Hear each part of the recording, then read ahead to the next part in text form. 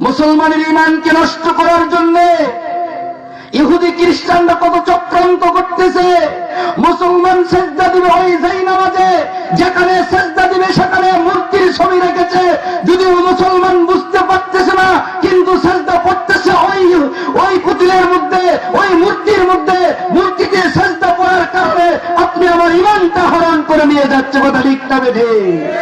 কিন্তু আমাদের কোনো কোষ নাই, আমাদের কোনো হুঁশ নাই। আজকে আমরা হুঁশ হারা মুসলমান হয়ে আমরা নিস্তব্ধ হয়ে থাকার কারণে ইহুদি খ্রিস্টানরা মুসলমানদেরকে মারতেছে, কথা ঠিক না বেঠে? এখন এই জামানায় বর্তমানের সময়ে সবচেয়ে বেশি যেটা প্রচল হয়েছে পৃথিবীর জমিনে তাবলীগ জামাত, সেটা কথা ঠিক না বেঠে?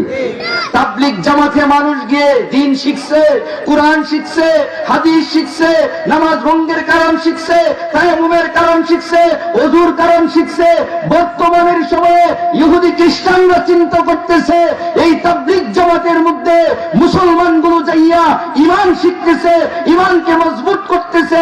এখন এই তাবলীগকে কিভাবে বন্ধ করা যায়, তাবলীগের ভিতরে কিভাবে ফাটল সৃষ্টি করা যায়, এই চিন্তা ভাবনা নিয়ে তারা একটা ষড়যন্ত্র করে সাদ সাহেবকে তারা লক্ষ কোটি টাকা দিয়ে কিনে তারা সাদকে ঢুকাইয়া দিছে।